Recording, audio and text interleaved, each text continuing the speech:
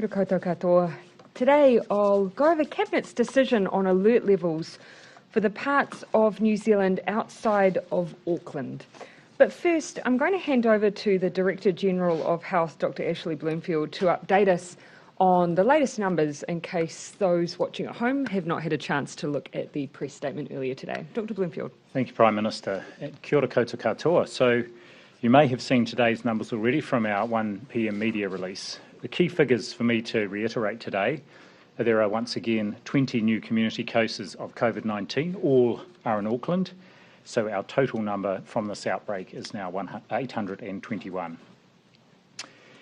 The total number of community cases this morning, as at 9 o'clock yet to be linked, was 33, a small rise on yesterday's numbers, but investigations continue through the day and that number will continue to fall. Our analysis of yesterday's 20 cases that were announced shows 18 of these, or 90%, were contacts of known cases, and of these, 14, or 70%, were household contacts who were already isolating. 5 of the cases overall were infectious in the community in one or other place. All these numbers are moving in the right direction, which is reassuring.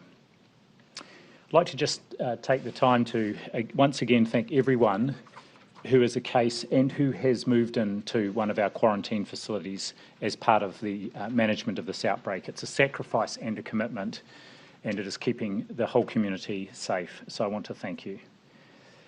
Of our very close contacts, 99.9% have been followed up by contact tracers, and efforts to reach the remaining person are continuing. Around 86% of all contacts have been followed up by our contact tracers, and we have already had a test that is in our system, and our public health units around the country are following up those for whom we don't have the results yet. Now, yesterday there were 4,750 swabs processed around the country, and there were just over 2,000 swabs taken in the Metro Auckland region yesterday. This is our lowest testing day since the start of the current community outbreak. The falling test numbers reflect, in large part, a big reduction in people with symptoms. This is the impact of the lockdown on stopping all respiratory illnesses from spreading through the community, and in addition, that we now have very few new locations of interest emerging. However, testing remains central to us being confident that the outbreak is under control. Our most important message today is if you have any symptoms, you must get tested wherever you are in New Zealand. At the start of the outbreak, we focused our testing heavily on those who had contact with cases or who had been in locations of interest. We know there are fewer people, as I said, with symptoms, but getting tested if you are symptomatic is still the most important thing. Everything else is supplementary. Over the next week, our goals are to improve our confidence there is no undetected community transmission in Auckland and to protect the rest of the country from any possible leakage of the virus out of the Auckland region. And there are 3 key actions that will help us achieve these 2 goals. First, we will of course maintain a network of testing sites across Tamaki Makaurau to ensure timely access to testing, including for, of course, our Māori and Pacifica communities. The Northern Regional Health Coordination Centre is continuing to look at the best places for our testing centres, and they will move in particular to ensure they are reaching into places where we've seen cases in the previous few days in South and West Auckland.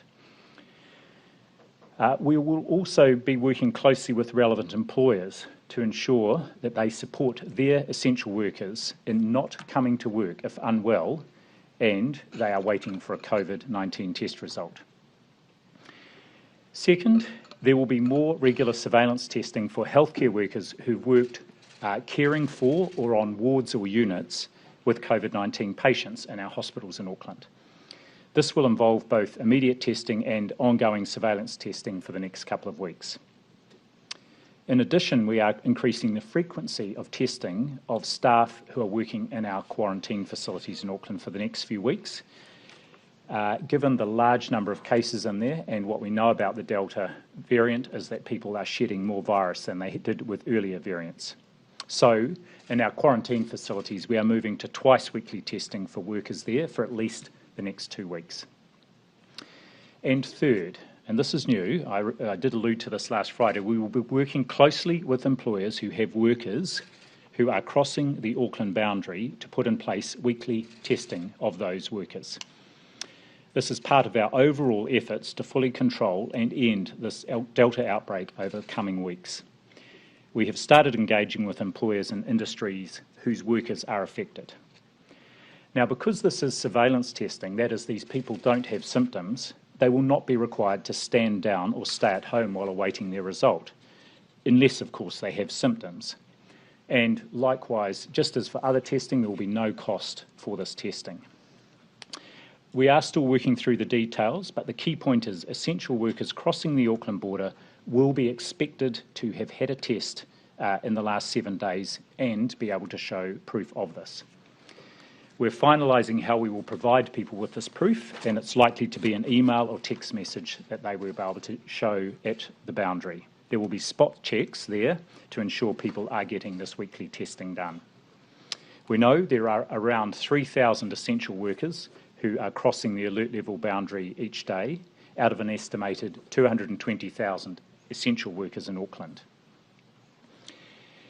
In the first instance, this testing will be available, of course, as our nasopharyngeal swabbing at any of the community testing centres in Auckland and at general practices and urgent care centres. However, we are also working with the provider in Auckland to enable saliva-based testing to be rolled out and available over coming weeks too, to support that effort. I would like to thank all essential workers for their efforts to keep all New Zealanders safe. These measures will start from Wednesday, the 8th of September. Finally, I know we're asking a lot of Aucklanders at the moment, and I recognise that these additional testing requirements might be inconvenient and indeed unwelcome. But I do want to reiterate how important they are, and that the sole purpose is to ensure we stamp out this Delta outbreak and that Auckland can move down alert levels as quickly and as safely as possible. So thank you to everyone for what you've done to date. It is making a difference, and let's see it through. Back to you, Prime Minister. Thank you, Dr. Bloomfield. As you can see, we are making progress, but we still have some real challenges ahead. That's why we need everyone's help with those two critical things, testing and following the rules of alert levels.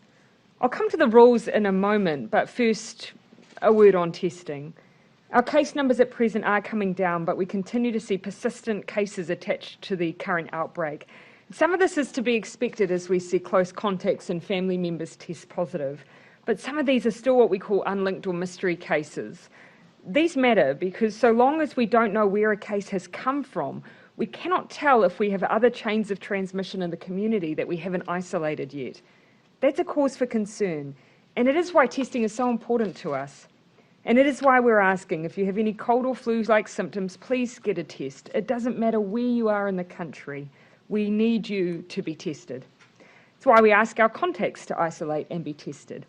And it's why it's so important that anyone working, particularly at alert level 4, stay home if they are sick and get tested. We also want to increase our testing of people who are crossing the Auckland boundaries to ensure we don't see any spread beyond Auckland. You'll have heard Dr. Bloomfield talk about this. To ensure the safety of those in lower alert levels around the country, we want to step that testing up. And that's why, as has been said, all workers who are permitted to cross the Auckland boundary will be required to have evidence of a test taken within the 7 days before crossing. And as has been said, this will be a requirement from 11:59 p.m. on Thursday, leaving time for people to go ahead now and get a test. Because this is surveillance testing, people will not be required to stand down or stay at home while awaiting their result if they are an essential worker. We're also asking those who are permitted to travel for personal reasons to be tested, noting that this travel is often required for urgent reasons and may not always be possible. And of course, everyone's aware of the exemption process they have to go through for that. These are extra ways we can keep up our surveillance and ensure we contain the outbreak and stop it from spreading to other parts of the country. This also gives us extra confidence as we consider changes to alert level settings outside of Auckland. As you know, Auckland is set to stay at level 4 until 11:59 p.m. next Tuesday, September 14. Cabinet met today, though, to assess the latest data and consider the advice of our experts in order to determine alert level settings for the rest of New Zealand. Based on all of the information in front of us and on the advice of the Director-General of Health, Cabinet has agreed that all of New Zealand beyond the boundaries to the north and south of Auckland will move to level 2 at 11:59 p.m. tomorrow, Tuesday, the 7th of September. Schools and other education providers will be given the next 48 hours to prepare to reopen from Thursday morning. As we have today, Cabinet will review the levels for the whole country, including Auckland, at a Cabinet meeting next Monday, 13 September, and announce any changes that same day. These changes mean we'll have one part of the country at level 4 and the rest at level 2.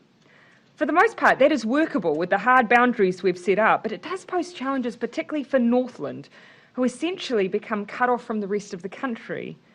I want to assure Northland that we are working through those issues. There will be the ability for people to travel through Auckland if someone in Northland, for instance, needs to get to the Waikato for their work. People will need to travel directly without stopping while going through Auckland. You'll also need to carry evidence of the purpose of travel and the location where you are travelling to. The ability to keep moving down levels across so much of New Zealand is testament to everybody's hard work, but it doesn't mean we're out of the woods. To account for Delta, level 2 will be different to how it's been before. As I've said many times, Delta has changed the game, so in order to beat it, we've had to adapt our game plan too. I want to recap on some of the changes we've made because of Delta that will mean level 2 is different than what everyone may recall. This is Delta level 2. Face coverings are now mandatory at alert level 2 whenever you're inside most public venues. So if you're entering a retail shop or an indoor facility like a mall or a library, you must wear a mask. However, of course, you can take your mask off in hospitality venues like restaurants, bars and cafes so that, of course, you can eat and drink. Staff at these venues, though, and at any other public-facing businesses open at level 2 must wear face coverings as well. But to keep it really simple, if you're out and about and visiting indoor venues, please wear a mask. We've learnt the hard way that Delta is at least twice as transmissible as previous strains of the virus and that it travels essentially through the air rather than via droplets or contact.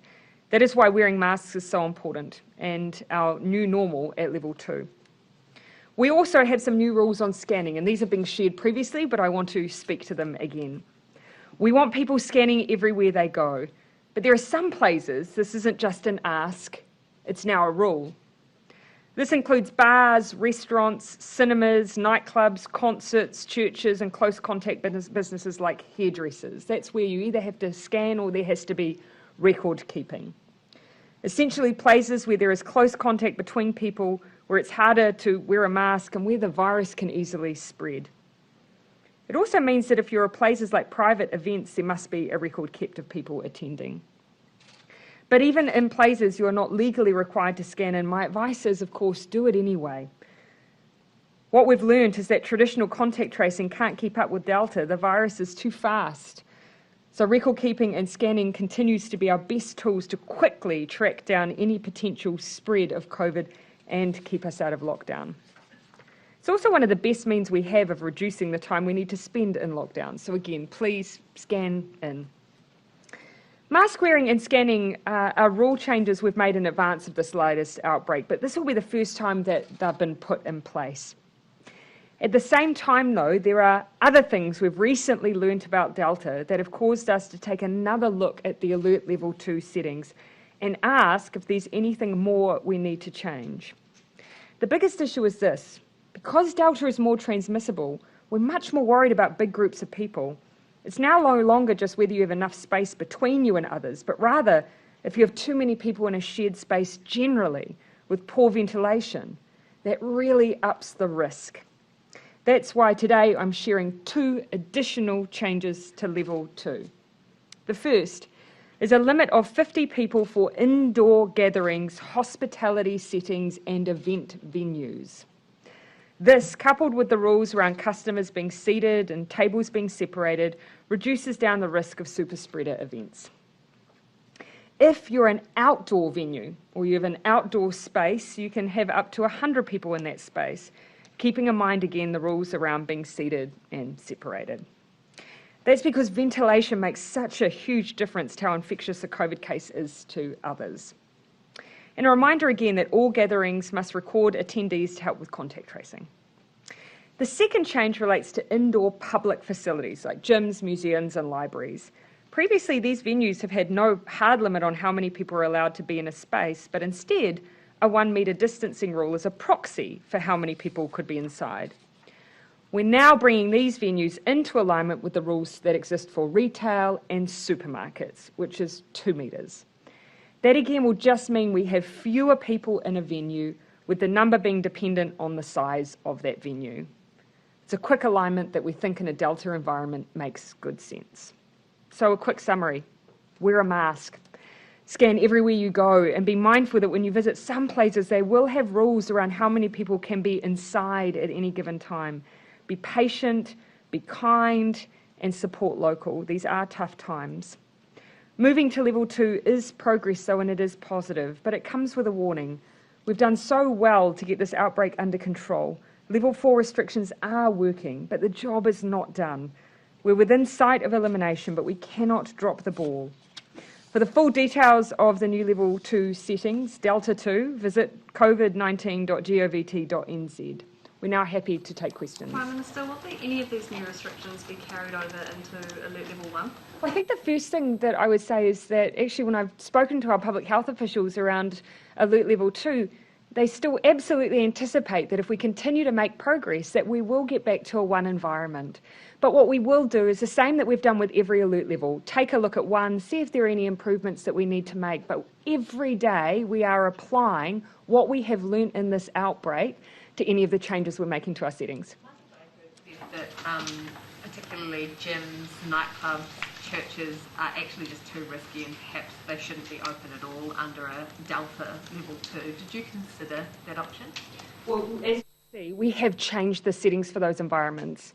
So keeping in mind, of course, for nightclubs, we have the requirement around seating. So that's fundamentally changed the way they operate. And now we've put a total cap on those indoor venues. And I know, and I have to acknowledge that that will be very difficult for some who are working in hospitality, where they may have a larger venue. But what we've learnt from Delta is that actually just merely being inside in shared spaces like hospitality venues does pose risks. So we are putting a total cap on those numbers. But we're also hoping to get back to a level 1 environment. That mask mandate, one of the churches we spoke to today said they would have trouble enforcing that when it's not coming from the likes of the security guard at a supermarket. What would your advice be to people who haven't had that requirement on them before? I think the first thing, the most important thing I could say is that we've learnt from experience. You can see from this outbreak that unfortunately it's the social events where people know one another, where they're indoors for long periods of time, that we see spread. And you only have to look at some of the examples from this outbreak, and that's why it's so important. So I think education is as important as some of those harder forms of enforcement that people ask for, like security. Oh, sorry, Jessica. How is Auckland getting on with this 2020 over the last 3 days? How are they tracking to be reassessed on Monday? Well, actually, we base all of our decisions on public health advice, so perhaps I'll bounce to Dr. Bloomfield for that. Thanks, Prime Minister. So, yes, it's a remarkable coincidence. It's been 2020. The key thing here is the proportion of those cases that are known household contacts and expected cases is increasing. And we will see more of them. So we're expecting more of those to come through. What we're really interested in is whether there are any exposure events amongst those new cases out in the community and also cases that are unlinked. And I should say that even if we look at, say, our essential workers, there's only, amongst the group that came through yesterday, there's only 1 essential worker there. So that's another really good sign. And this is what we will be continuing to have a look for, even if the numbers hover around 20 for a little while longer. Does it make you nervous having that 2-4 split at the Auckland border? It doesn't make me nervous if we have a really good regime in place at the border. So we only want, or at that boundary, we only want people moving across the boundary who really need to, and we want to make sure, and even before the testing, and we've talked about the testing, anyone with symptoms should not be going out, and particularly anyone with symptoms should not be moving across that boundary. In some ways, almost the 3-2 boundary was quite difficult. Because in those cases you had more reasons why someone may need to travel between the borders to be able to work in a workplace that was open in a level 3 environment. Actually, what we've been saying to Auckland is the only reasons we really want to see someone in a 4 environment moving is if they are eligible to work at level 4. And so that really has reduced down the number of reasons that we're seeing people move, and we're also putting in that requirement around that regular testing every 7 days, and that's something that we believe will help with just that level of comfort. Dr. Bloomfield, what is the guidance? Yeah, I'll come to you, Jason. What is the guidance around mask use in schools? Yeah, I'll hand over to Dr. Bloomfield for that. I think that the most important thing to say here is that we haven't mandated mask use in schools, but I'll leave it to Dr. Bloomfield to give some guidance. So my guidance would be, based on what we know, that we would be recommending the use of masks in schools, but not requiring it. And I know there's ongoing concern about this. So certainly for students 12 and above in secondary school settings, would be strongly recommending that there. And then I think as an option for younger children, if parents wish their children to be wearing a mask and they're confident they know how to, and of course that does raise issues about access to masks, but it's not a requirement. Why not? Yeah, Why I'll not come. mandate it? Well, at this point we don't think in alert level 2, first of all, where we wouldn't be recommending going down to alert level 2 unless we were very confident there wasn't a risk there was an extant risk of spread of the virus, or the virus was out of control outside of Auckland. Look, I think it's an area we will keep an eye on and look and see what the evidence shows. I think it's very hard also, as Dr. Bloomfield's raised, it's very hard to compare New Zealand settings to other countries, because often other country settings are the settings that they have consistently with COVID in the community. Whereas as we move down through level 2, there's risk, but we currently don't have community transmission. So we take precautionary actions so that if a case arises, we're in a better position. And there are some differences in the way that we treat venues and places where we have consistent attendees. So you consistently know who's at schools, you consistently know who are in workplaces, and in some cases we've treated those venues slightly differently. Jason Bloomfield, could you just give us a little bit of an insight into your contribution to these new level 2 rules? Did Cabinet adopt everything that you recommended, or were there areas that the government didn't go as far as you would have liked to see? Well, first, just to say it's not my contribution, but all of our team inside the ministry, and also taking on board the advice and views we're getting from others around other public health commentators and advisors. So we still have that technical advisory group. So my recollection is that everything we advised around, what a Delta level 2 should look like, just as we did around a Delta level 3, and indeed a Delta level 4. You can see that the extent with which the contact tracing has gone very wide, and even under alert level 4, to consider everybody, virtually everybody, as at least a close contact, is a reflection of that changed approach because of Delta. I think all our advice around a Delta level 2 has been taken up. There was only one minor difference, but it just applied to the distinction around the criteria for personal emergency circumstances over who could travel over a level 4 boundary. So it was very, very minor, and good reason, I think. Provided your advice around what should be happening at level 1, or are you waiting for Cabinet next Monday for that? No, we haven't had any discussion. That'll be this week's task.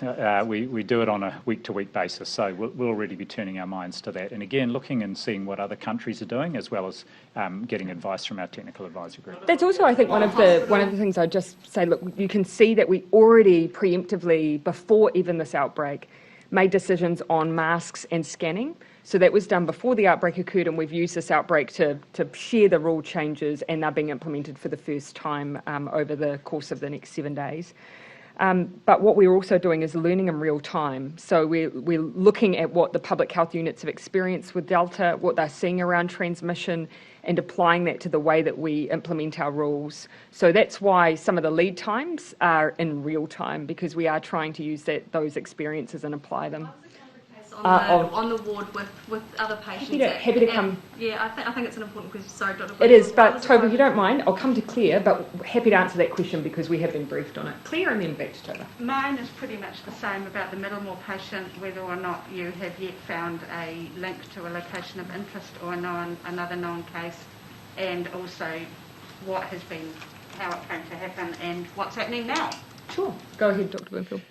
So on the first of those questions about the link, not yet, but the team has been interviewing, the Auckland Regional Public Health team has been interviewing every member of the household. There's a household of 10 people where that case is from, and so they will have gleaned more information today. What I think they'll need to go back quite a way, so I'm confident there will be a link there. It's just uncovering that. In terms of what happened with the person who was admitted to Middlemore, from what I've been briefed on, the person presented with symptoms that were not typical COVID symptoms at all, although the appropriate screening questions were asked that are asked of everybody who attends an ED under this sort of arrangement. Dr. Bloomfield, the request has been made if you could face the front while you answer this question. Okay, Lest yes. we repeat the answer. Lest we need to repeat the answer. So, yes, the person presented to Middlemore Hospital ED without typical symptoms of COVID-19, and there's always a screening set of questions that are asked of people attending EDs under an alert level 4 where there's an outbreak on. The person was then admitted to hospital to the appropriate place for the symptoms they had, and the following morning the attending clinician on further questioning did wonder if COVID-19 could be a possibility, and so asked for a test to be done. At that point in time, the person ideally should have been isolated from others on the ward, and that is something that I know that the hospital is going back to have a look at and is reviewing why that didn't happen. And of course we'll be as interested in anyone as to why that was. But of course as soon as the positive test result was identified, the person was isolated and the appropriate staff and others who may have been exposed were identified and appropriate measures put in place. So one of the questions that we were discussing at the briefing this morning is just ensuring and checking again for our own satisfaction that when people are presenting at ED that they are being asked those questions. Were they a close contact? Have they been tested for COVID? Are they displaying any symptoms that are usually attached to COVID-19? In this case, the person presented with abdominal pains. And so the issue we're now asking ourselves is, should there be a widening of the symptom checks? And that's something that our health team are assessing at the moment. N95 masks, and can you respond to the families of the patients who are also on the ward who have called this negligent? Yes, well, I'm aware that families of others on the ward will be concerned, and I've seen those concerns expressed, and I fully understand them, and that's why the hospital has undertaken to have a look and see what happened in this case, and I'm sure the first people they will be providing an explanation to will be those other patients who were on the ward at the same time and their whānau. I don't have any information about what PPE staff were wearing on that ward, so I'd have to come back to you on that. Yeah. So how confident are you now with these dropped case numbers that New Zealand will return to 0 cases daily? Is there modelling? Look, I would rather get there and then declare that that's what we've achieved than get too far ahead of ourselves, because there is work to be done. And one of the difficult things is every time we discover a case, then automatically there are going to be more attached to that. And you've seen today, we've got one case that we've identified there in a house, in a large household, which means almost inevitably you'll see extra cases come through from that. So for us it is day by day, but day by day we are making very good progress. What I don't want to do is make the mistake of moving too quickly and then seeing a resurgence, because that has happened with Delta before. Did you have another one, Ben? Last one, on the 2D or Delta 2 or whatever we're calling it. Delta 2. Delta 2, okay, thank you. So the new restrictions are 1 metre to 2 metre and caps of 50. For a lot of businesses, that will be the difference, I imagine, between opening and not, because of the viability question that creates. Will there be ongoing support for those businesses? So that's more relevant. So remembering the 2 metre is what we're applying for spaces like museums, public libraries, and the like, gyms, swimming pools. So those are often larger venues, but we're asking to use 2 metres as a general guide to reduce down the number of people overall who'll be in those venues. What I acknowledge is whereas we haven't changed the distancing that are already in hospitality, what we've done is put in a total cap. I acknowledge that that will be tough. And I think the best thing that we can do for those individuals, yes, is keep up the support that they're able to access, and we'll keep sharing any changes there as we go through the alert levels, but also try and get back to as much normality as quickly as possible. And that's certainly our goal. There will be some out there who may have been questioning, is it that we're going to stay in a Delta 2 for prolonged periods of time? That is not what we're anticipating. We want to keep moving, but it will all depend on how successful we are. Yeah, I'll come to you. Workplaces that aren't customer facing, say an office, if at all, so they basically go back to normal. Yeah, so if you're not customer facing at all, then many of the rules there remain the same. But we are asking people to be Delta aware, so that if they're able to, just be aware of what we've learnt from this, reducing down contact with one another, just being really mindful of what they will have seen reported over a number of weeks. And so what was one case outstanding that you got unable to, one contact you're unable to track down? Have you got the police involved in that yet? Are they helping you pursue them yet?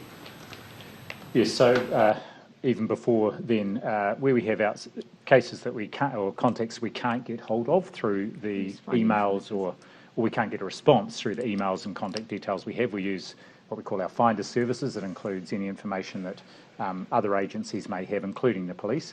And what we're also doing is, where we've got people with outstanding tests, the local public health units, if they can't get hold of people, are actually doing visits to the address that we think people are isolating at.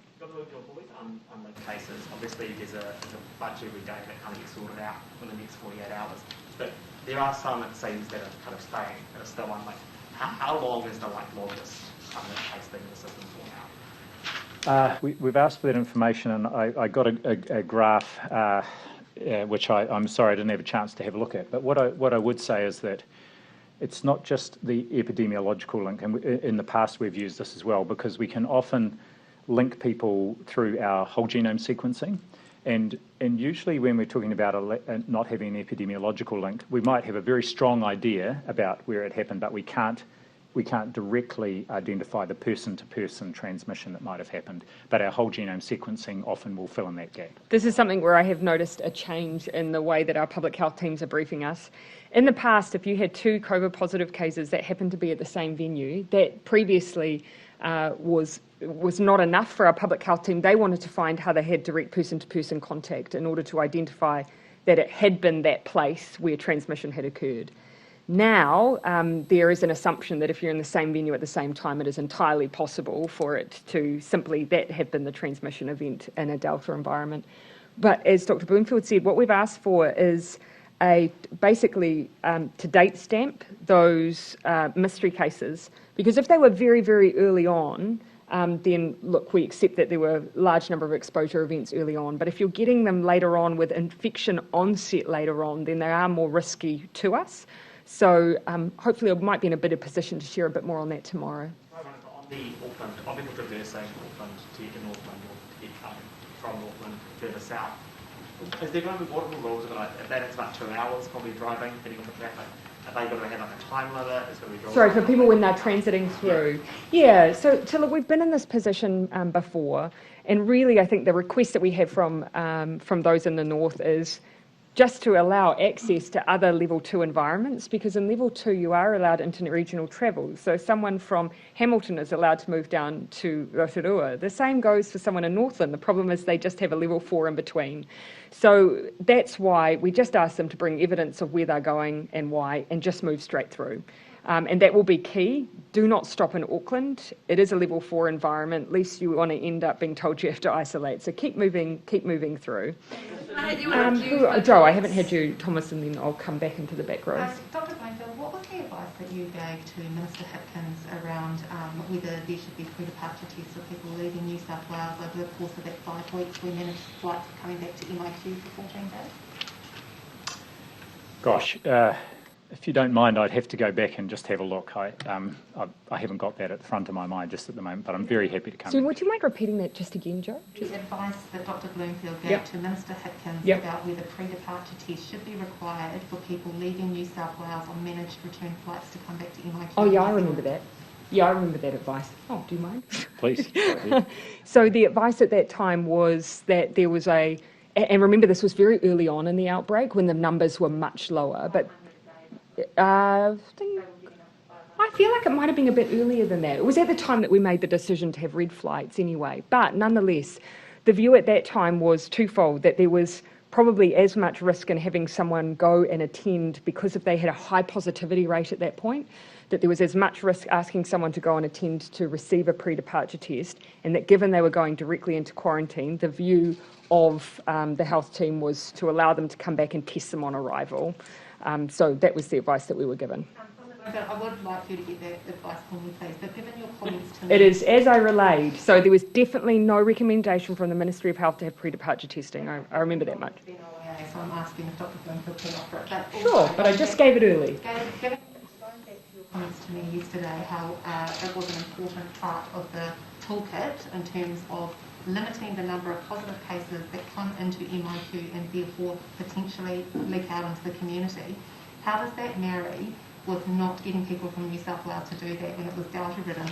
And, I'm sorry, but New South Wales health system wasn't that stuffed that people couldn't go and get a COVID test. It's not the only place that we don't have a pre-departure test requirement as well. There are other places where the availability of pre-departure tests means that they do come straight in as well. It is. Yeah, look, I'm very happy to come back to you on that, and I, as in all these matters, take the advice of my public health team and the circumstances at the time. So I just need to get... How your comments yesterday, though, and that decision don't seem to make much sense? Well, it is in the context, though, Joe. One of the things to keep in mind, those red flights, the proximity of their availability to bring people back, the 72 hours beforehand, the processing time available in Australia. There are a range of factors, as I recall. So let's just get the advice out and we can share it with you. But that's my absolute recollection of what we were shared with. Give me that information and then it's... Oh, look, well, everything's eventually released anyway. So Sure. I've spoken to it, so I have no problem releasing it. Down the back, Tova, sorry, and then I'll come to you. I've got a few for different colleagues with 6 o'clock deadlines. We've spoken to cancer patients who have had their surgeries cancelled due to the outbreak. Dr. Bloomfield, why were they cancelled and what's been done to clear the backlog? Oh, well, the surgeries would have been cancelled with full clinical oversight if there was a sense that the surgery didn't need to be done urgently, and it would have been to ensure that any surgery that was being done was able to be done safely as well in the context of an outbreak. As you can imagine, that not just in other parts of the country, but in Auckland, any surgery that needs to be done because there's an urgency about it will be being prioritised, and cancer-related surgery is obviously right at the top of that list. So clinicians will be working very carefully to prioritise people who have had surgeries that are missed, cancer and non-cancer related. Seymour published vaccine priority access codes for Māori. Do you think that he was race baiting and sabotaging the rollout for Māori? And can you also just remind people why it's important that Māori are prioritised? The most important thing for New Zealand is that everyone who can be vaccinated is vaccinated.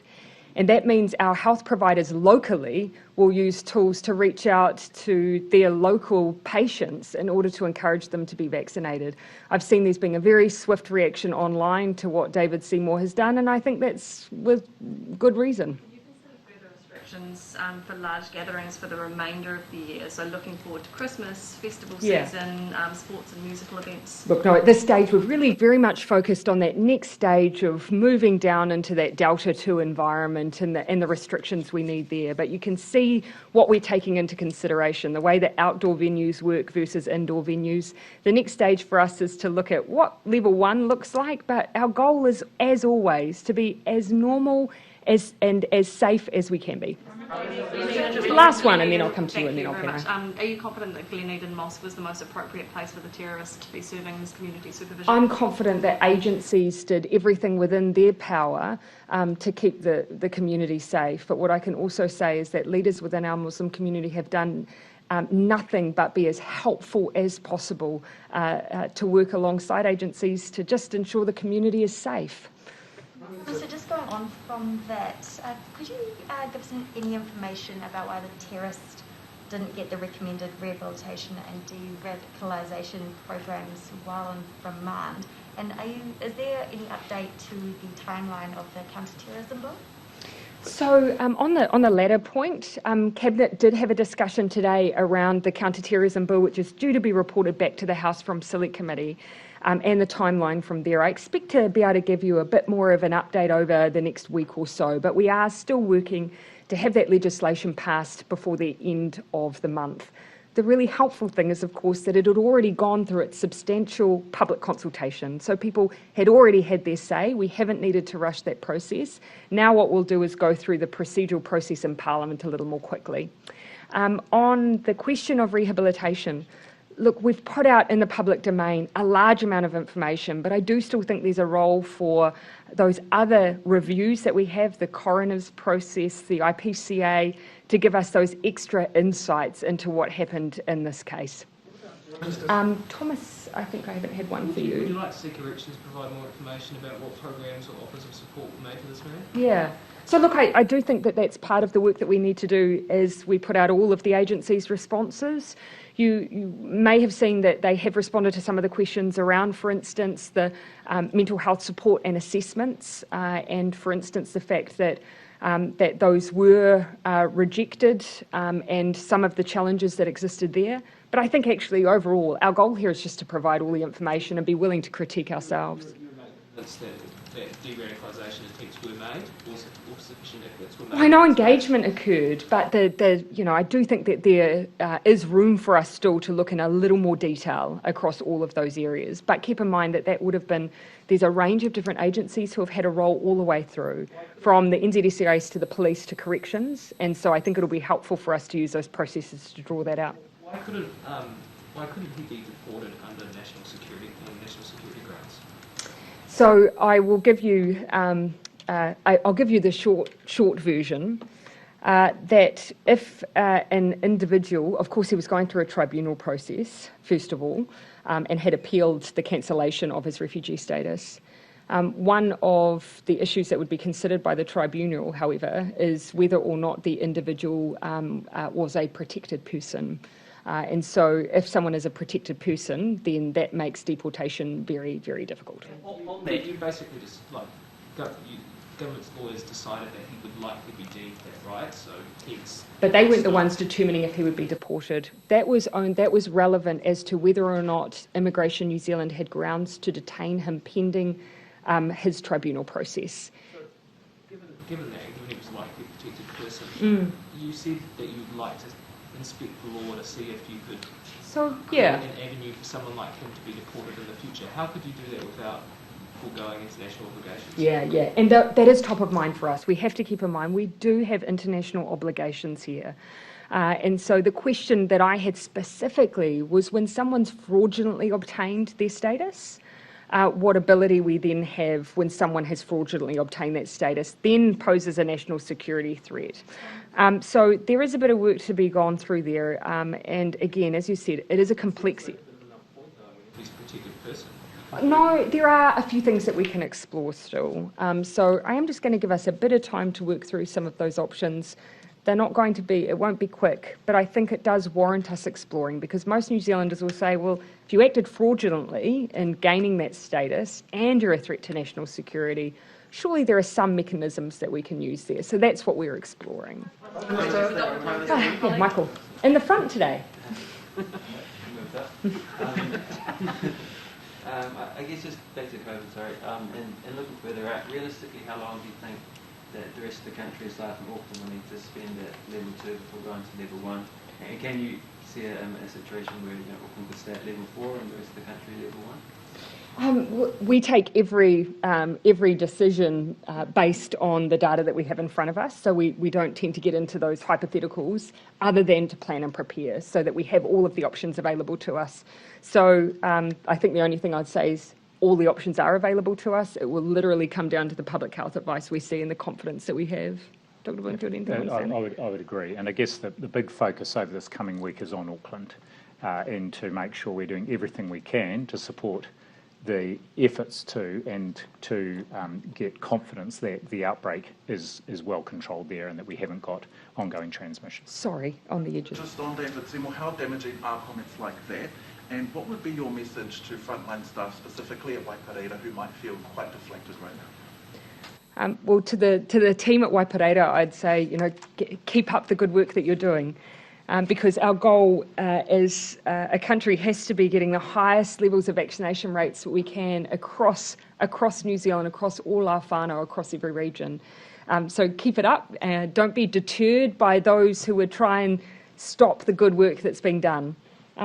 And then the only other thing I'd say is, if every day our health providers will send out messages directly to their clients, to their patients, and we undertake targeted messaging for patients all of the time. It's not unusual in a health program to do that. So to try and undermine that for no reason, in fact, for all the wrong reasons, is hugely disappointing. Yeah, go ahead. In terms of mask use in schools, would you not consider schools to be more high risk than, say, 50 people in a nightclub? No, not necessarily, actually, and for good reason. And one of the points that the Prime Minister made is that in schools, they're actually very controlled settings, and you know exactly which children in which classroom generally. When they're interacting most is when they're outside, usually during breaks. So, no, I wouldn't consider it a higher risk setting than a nightclub. And in fact, all the evidence, even without Delta, is that the highest risk settings are the ones where there is that amongst adults, close contact, and crowded and in confined spaces. So testing, with the increase in needing for tests, there's some health leaders in South Auckland who are calling out for saliva testing. Why is it not only until a couple of weeks' time before see that? Why can't that be brought forward? So the thing we've focused on, because it's the area we have got really good testing resource capability and capacity, is around nasopharyngeal swabbing, and that's widely available across Tamaki Makaurau. The saliva testing we will be introduced, it's already in a number of our border areas, including ports now around the country, and we will be adding it to as an option for essential workers who may need to be on testing over these coming weeks. Yes. New Zealand Muslim Association said corrections engaged them last year and ahead of Sam Sudeen's release in terms of helping manage his rehabilitation back into the community.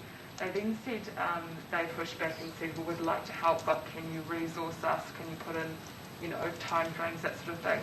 And then they said the communications dropped off. Are you aware of this? And why would corrections then sort of not take up the offer to help and effectively dump him at an Islamic centre, which the NZMA says is under-resourced to deal with it? So that's why I've said, look, whilst there's information that we have around the timelines of what happened and when and engagement in the system, it won't necessarily be every engagement with, for instance, community organisations or community leaders. And that's why I do think that there is room for us to take a look at, every element of this. And some of those standard reviews that will take place in a case like that will help with this.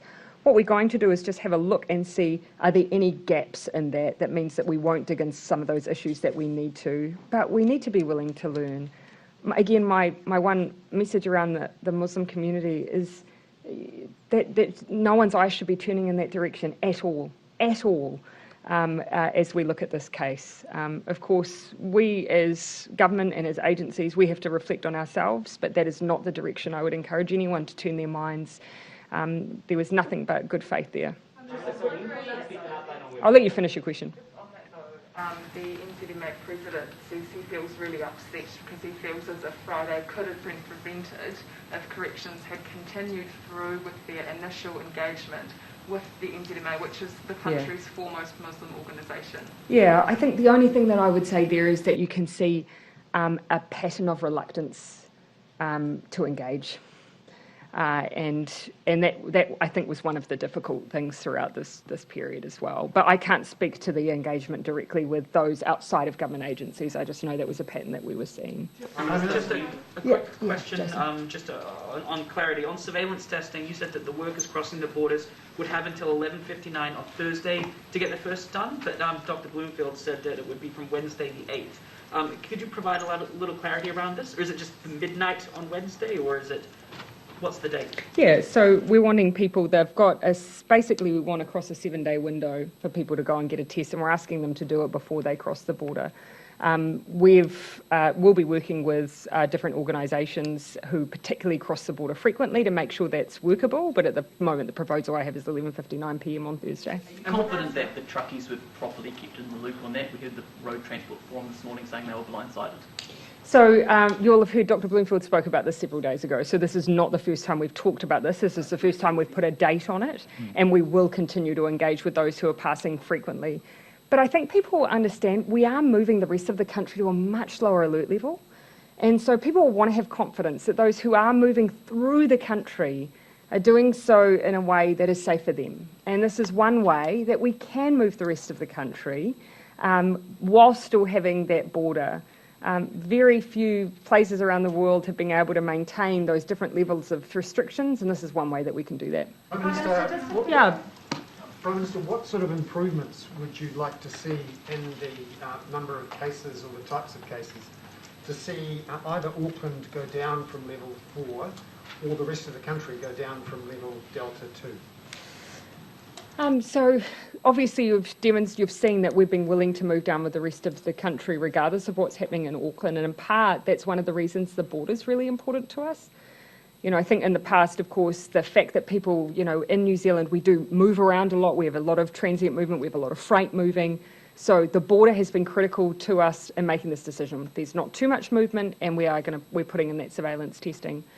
For Auckland, we've already set out what we want to see there. We want to see a good sense of containment, and that's what we continue to look for. Mystery cases are particularly important to us.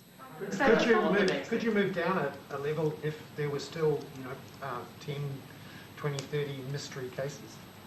Oh, look, mystery cases, we do want to get a sense that if we have had them, so over the course of, several hundred cases, if you've had them right at the beginning of your outbreak, it's very different than if you got 20 yesterday. So we assess that as well. Yeah, I think two things on the face of it. One is less cases, and two is that effectively none are mystery cases, that all our cases we can very quickly link back to existing cases, and that won't come as a surprise to anyone. I'm going to start wrapping up in a moment. Sure. Just a question for both of you on the Elliott Street Vaccination Centre, Yeah. which is closing tomorrow. Moving. Putting aside the fact that it's obviously going to the Graham Street Centre where there is going to be more people. Yes. Northern Regional Health in their response to me said that they'd also taken into consideration eliminating people's concerns about going and using a vaccination centre right next to the Crown Plaza MIQ facility. Given your comments, both of you, over the course of the last few weeks about not being concerned about that proximity, does it surprise you that that's become effective? No, not at all, because in fact we raised it with the team that whilst of course we work through all of the issues on the Crown Plaza to give ourselves comfort that we'd done what we needed to do to assess its safety, we also acknowledge that some people just might have that residual concern. So rather than people being worried and not showing up, we had the opportunity to find another venue that actually at the same time had a larger space. So it hasn't moved because we think that there is an ongoing public health concern, but we were worried that people might be hesitant to go there. So this is a way that's win-win, bigger, and we don't have to worry about that concern. Just a quick update on Crown Plaza in general, that Delta perspective review that you've been doing. Has anything else come to light as a result that needs to change before that next cohort goes in there? No, so they've checked now with the ventilation from the common spaces, the swab spaces, that vents appropriately. They've changed delivery protocols. They've increased the separation now, so it's up to the wall. So there's been a number of changes, but there's also been a review around it as well. And our technical team have reviewed that. And Dr. Bloomfield, do you want to comment on that? Just to reiterate, there's been a number of things done to just reduce any potential for residual risk, but a technical advisory group that includes public health expertise and also a couple of our key scientists in the ministry have had a look at the report and are satisfied that any residual risk has been minimised to the greatest degree possible. I'm going to finish down the back. Thanks. Will there be tertiary-specific guidelines for alert level 2? Or this Delta level 2? Because understandably it's not like a classroom situation in schools where attendance is taken or anything like that. And a lot of the lecture theatres aren't able they have classes that are massive, so they aren't able to have just the 50 people there. But Well, last time students were encouraged just to come. They do. They have, the universities have already they already have developed up a level 2 operating protocols, as I recall. So all the students still arrived, and it's whoever got into the lecture at first got in, and Yes. the rest had to sit elsewhere and go online. Yes. So obviously you'd want to prevent that now, would you not? Yeah, well, I would look. What I might ask the Minister of Education to go back and do is what you've raised is not so much that there aren't protocols, but the way that they're working in practice. So happy to ask the Minister of Education to go back and look at whether or not in practice, because of the way that it's being a first in, first served, whether that's causing congestion, people mingling in a way that's inappropriate. So I'll have him go and look at that and work with the universities.